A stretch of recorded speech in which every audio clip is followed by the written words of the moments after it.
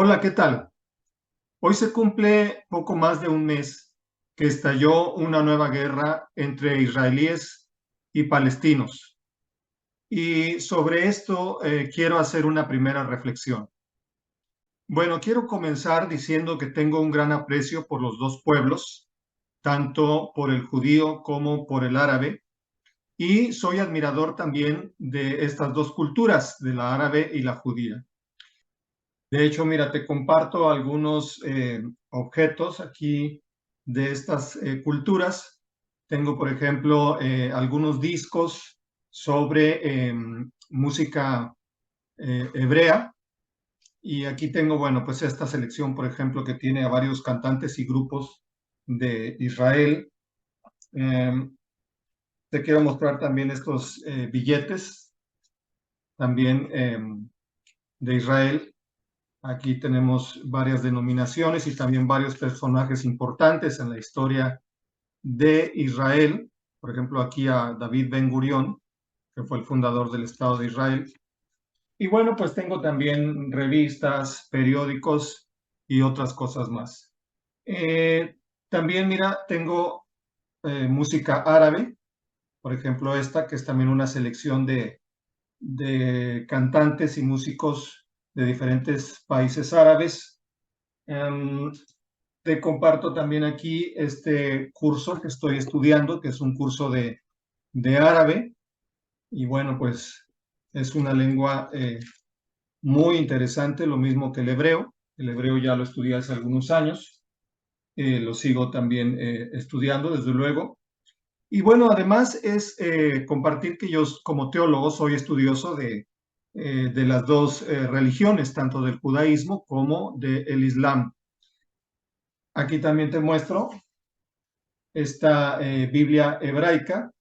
Es una versión completamente en hebreo, una versión de estudio. Y bueno, pues también tengo, desde luego, tengo el Corán en diferentes ediciones. Esta me gusta mucho porque es una edición bilingüe en la cual se puede ver que tiene el texto tanto en árabe como en español. Entonces, me duele el sufrimiento por el que están pasando las personas de ambos pueblos, sobre todo de las que han sido atacadas y de las que han perdido a sus familiares.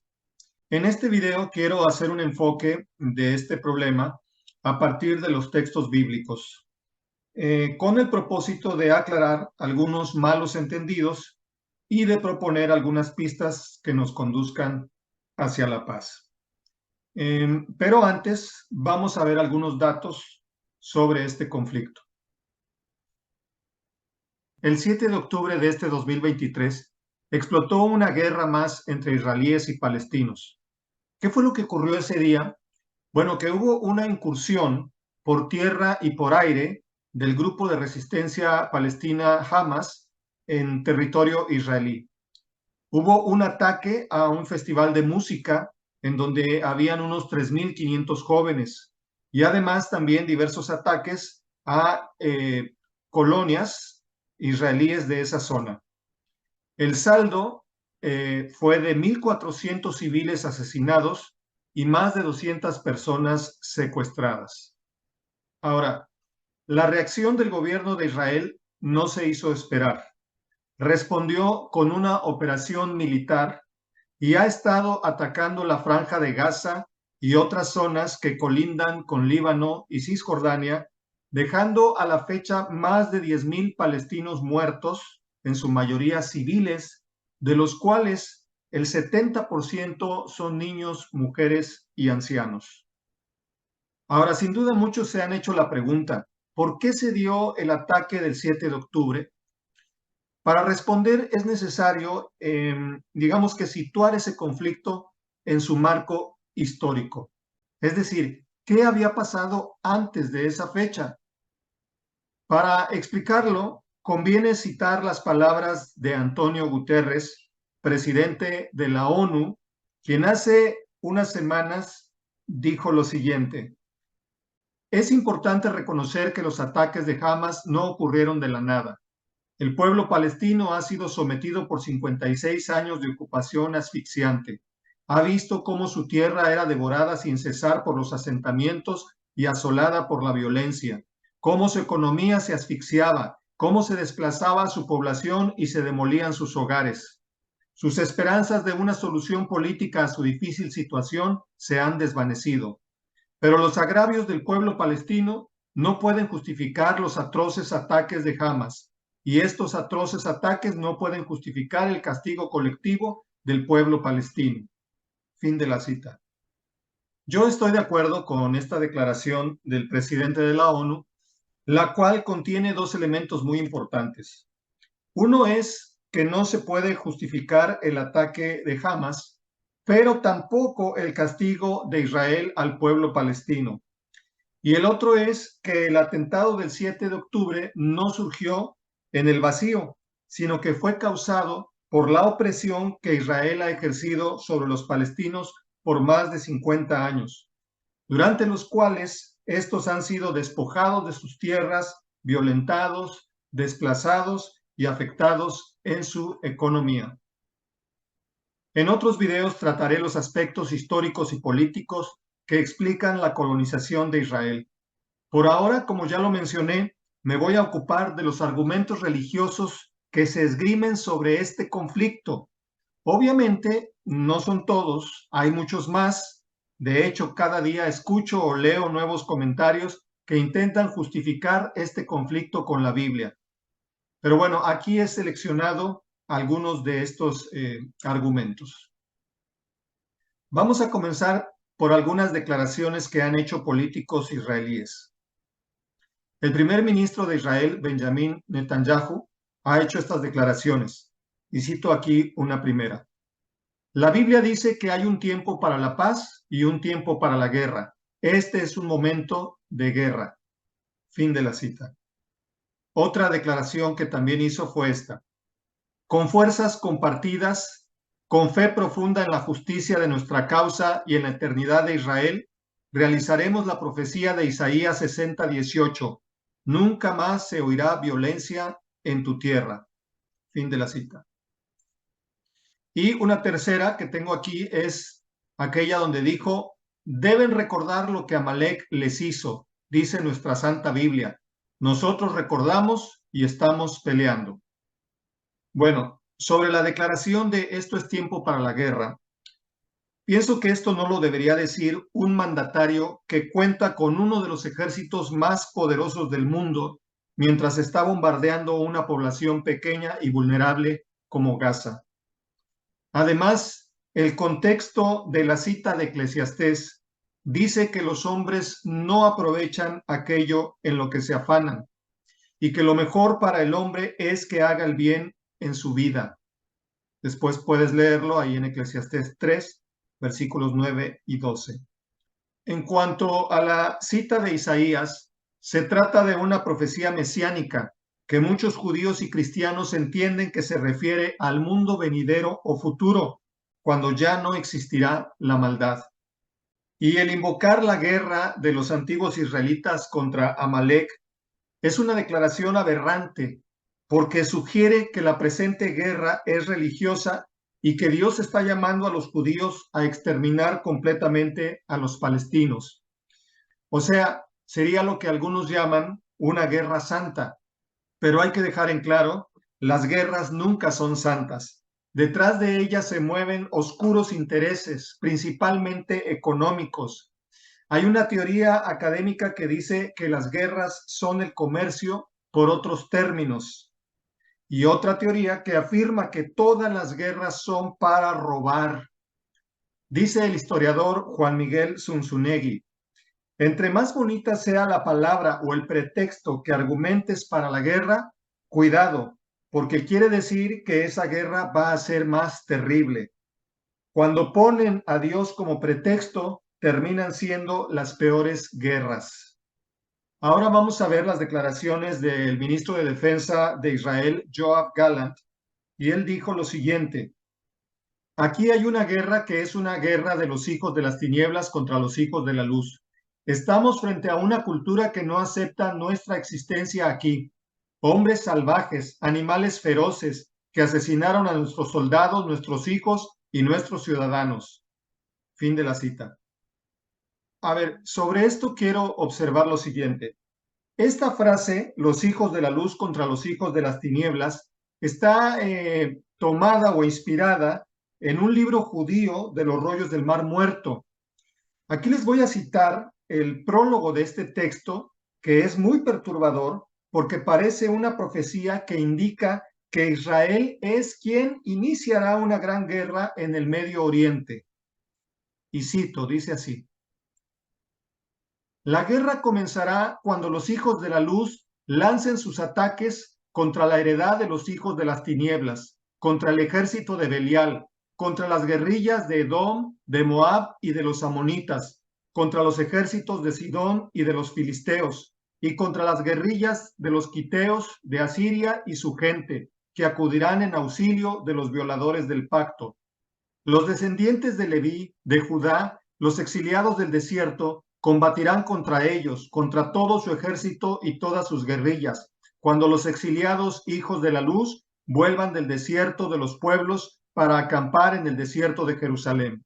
Y después de la batalla avanzarán de allí contra todas las tropas de los quiteos que se hallan en Egipto. Y cuando él considere el momento oportuno, saldrá con grande cólera a combatir contra los reyes del norte para exterminar y destruir completamente el poder de Belial. Fin de la cita. Hay que observar también que el ministro de Defensa israelí considera a los palestinos como animales feroces, lo que tal vez explique por qué se está atacando despiadadamente a la población palestina. Ahora vamos a ver lo que el ministro de Patrimonio israelí, Amihai Eliyahu, ha declarado. En una entrevista, él dijo que lanzar una bomba atómica sobre Gaza era una posibilidad. Y también dijo, no habríamos dado ayuda humanitaria a los nazis. No existe tal cosa como inocentes en Gaza. Y en un tuit, este político habló de destruir una ciudad entera comparándola con Sodoma y Gomorra. Estas frases no requieren refutación porque son tan terribles que caen por su propio peso. De hecho, este ministro fue despedido de su cargo. Sin embargo, nos deja ver cuáles son las ideas de los sionistas extremos. Esto es, destruir completamente a los palestinos.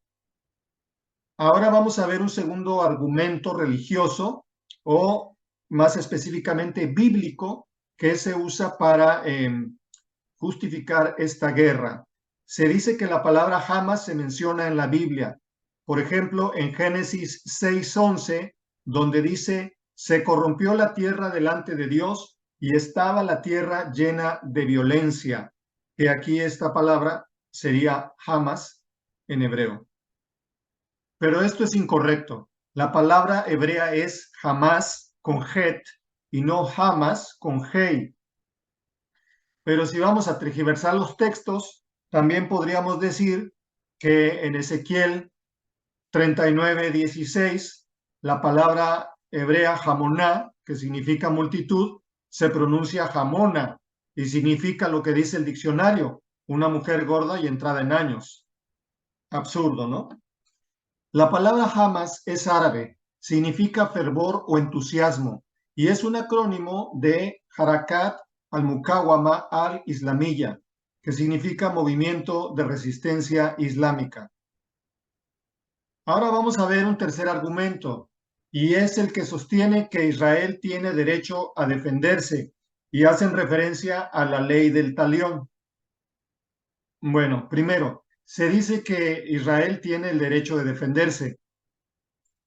Y los palestinos que han sido colonizados y oprimidos por el gobierno israelí no tienen también ese derecho.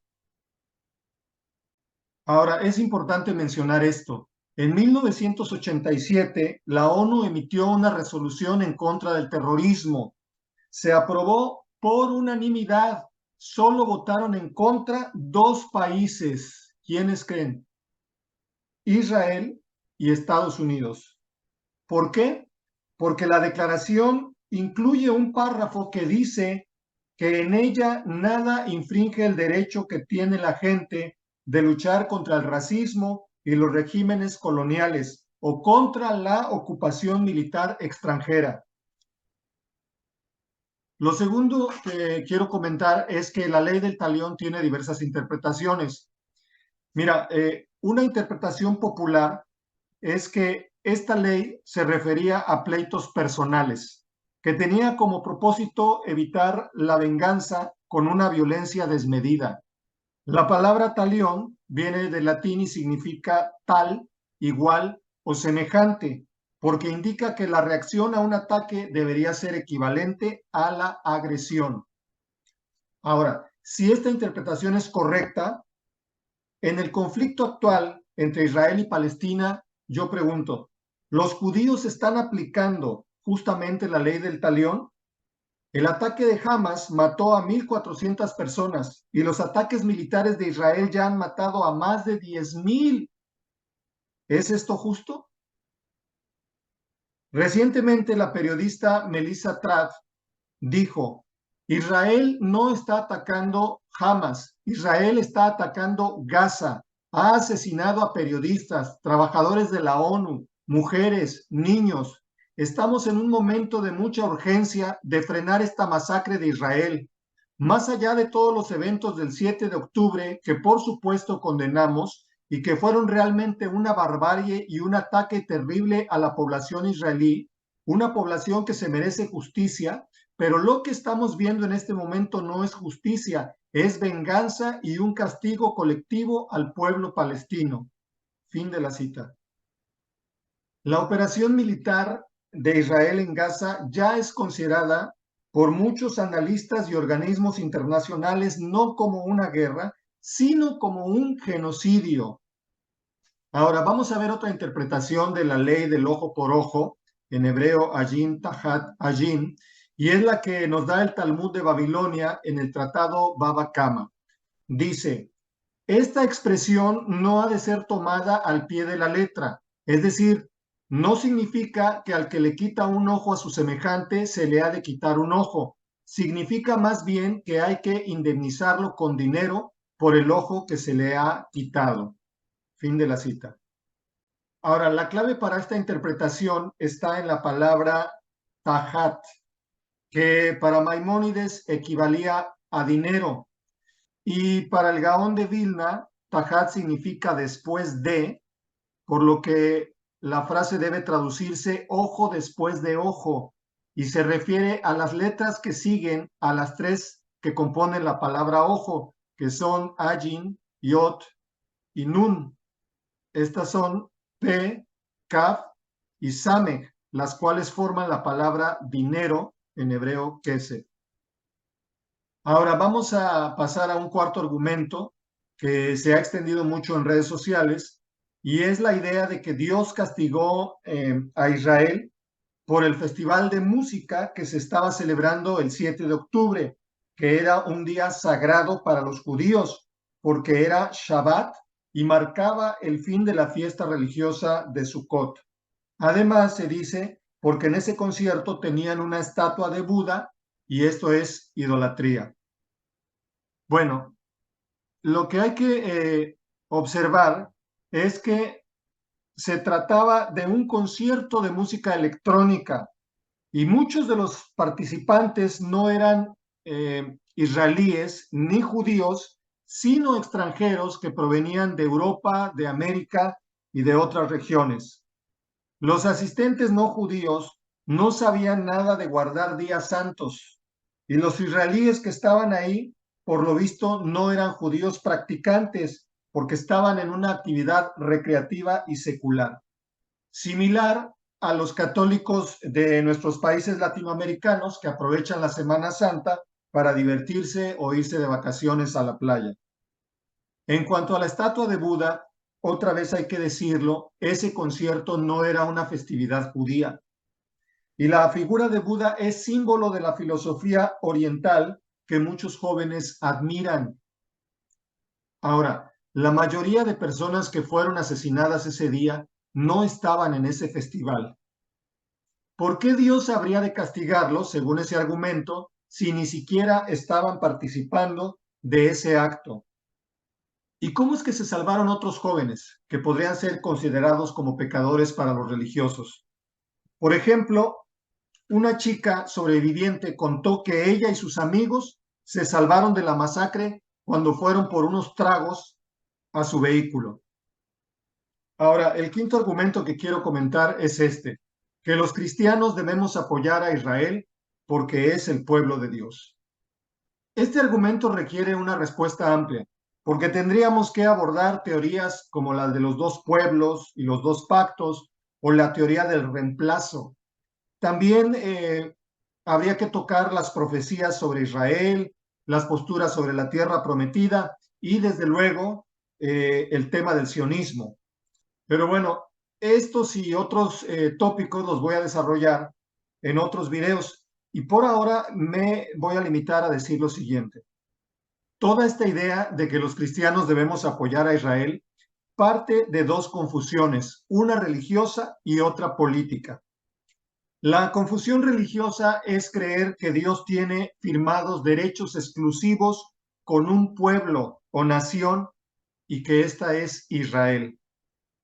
La idea parte de un texto del Antiguo Testamento, Génesis 12, versículos 2 y 3, en el cual Dios le dice a Abraham, y haré de ti una nación grande y te bendeciré, y engrandeceré tu nombre y serás bendición.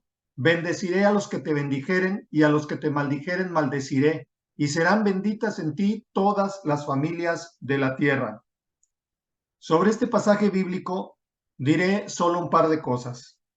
Primera, hay muchos creyentes que interpretan este texto como si solo se refiriera a Israel y a los judíos. Pero si es así, habría que preguntarse, ¿cómo Israel va a ser bendición para todas las familias de la tierra, que aquí debe incluirse a los palestinos, si está bombardeando y destruyendo a una población civil? Otra pregunta, ¿cómo un soldado israelí, si es creyente, podría decirle a un palestino agonizante que ha caído bajo sus balas que eso es una bendición para él o para ella? Esto es una verdadera locura. Lo segundo sobre este texto, a Abraham se le promete ser padre de multitudes. Esto es confirmado en Génesis 17, 4 al 6, por su cambio de nombre. Abraham, que significa padre exaltado, se convierte en Abraham, que quiere decir padre de multitudes. Así que según la Biblia, de Abraham proceden tres pueblos, los árabes, por medio de Ismael, los judíos, por Isaac, y los cristianos, mediante Jesús, según lo que nos enseña el Nuevo Testamento. Por lo tanto, la descendencia de Abraham son todos, árabes, judíos y cristianos. Y debemos bendecir a todos estos pueblos, no solo a los judíos. Según la Biblia, maldecir o condenar a cualquiera de estos pueblos es estar en contra de Dios. No maldigamos a nadie, deseemos la paz para todos y en estos momentos especialmente para aquellos que sufren en Medio Oriente. Por último, la confusión política es no diferenciar entre el gobierno de Israel y los judíos. Uno puede amar al pueblo de Israel y más aún a los judíos en general, pero eso no nos obliga a estar de acuerdo con las políticas del Estado de Israel, es decir, con las que toman sus gobernantes. Es importante observar que ni siquiera todos los judíos son sionistas. Esto es, no todos respaldan al gobierno de Israel en su política colonizadora. Incluso hay judíos ortodoxos que se oponen al sionismo y apoyan a Palestina. Tal es el caso de la comunidad Neturei Karta, quienes dicen que la implantación del Estado judío en Israel es contrario a la voluntad de Dios, porque según la Biblia, eso es algo que solo el Mesías va a realizar cuando venga a la tierra y no los hombres. La mayoría de estos judíos vive en Jerusalén, en donde han sido agredidos por militares israelíes por manifestar sus ideas. Finalmente quiero leer estas palabras del profesor judío norteamericano Norman Finkelstein, el cual dijo lo siguiente: mi padre estuvo en Auschwitz, mi madre estuvo en el campo de concentración de Majdanek. Cada uno de los miembros de mi familia por ambos lados fueron exterminados. Mis dos padres estuvieron en el levantamiento del gueto de Varsovia, y precisamente por las lecciones que nos enseñaron a mí y a mis hermanos, no voy a quedarme callado cuando Israel comete crímenes contra los palestinos. No hay nada que me parezca más despreciable que utilizar el sufrimiento de los judíos para intentar justificar la tortura, la brutalización, la demolición de las casas que Israel comete contra los palestinos. Me niego a ser intimidado o presionado nunca más por las lágrimas. Si tuvieras corazón, estarías llorando por los palestinos. Fin de la cita. Entonces, amamos al pueblo judío, pero esto no significa que debemos apoyar la política del Estado de Israel, la invasión militar a la población de Gaza que está matando a miles de civiles. De la misma manera, amamos al pueblo árabe de Palestina, pero eso no significa que debemos apoyar a los grupos islámicos extremistas que también han matado a muchos civiles. El Evangelio dice que Dios ama al mundo entero, a todas las naciones, y por eso también nosotros amamos a todos los pueblos de la tierra y los bendecimos. El profeta Isaías dijo que vendrá un tiempo en que las naciones no alzarán sus espadas una contra otra, ni se adiestrarán más para la guerra. Y Jesús dijo: bienaventurados los pacificadores, porque ellos serán llamados hijos de Dios. Yo pienso que estas palabras de Jesús están orientadas a cumplir lo que anunció el profeta Isaías, y que con el amor de Dios llenando nuestros corazones podemos ser auténticos pacificadores. No nos entrenemos para la guerra, sino para ser constructores de la paz.